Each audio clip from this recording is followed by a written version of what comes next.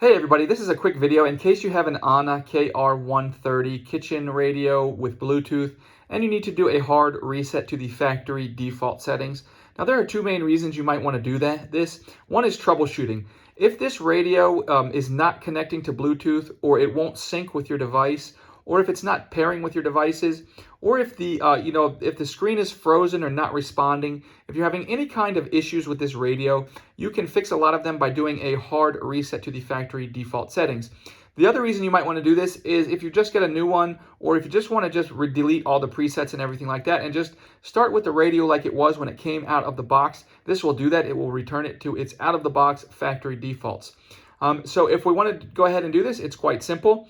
We're just going to come in. It actually says reset button right here. So what you need to do is just press and hold this reset button for at least 8 seconds. And then after that, this will come up with a screen. It'll say something like F001 or something like that. Just allow it to complete its reset process, at which point it will display the time, except the time will be 00:00.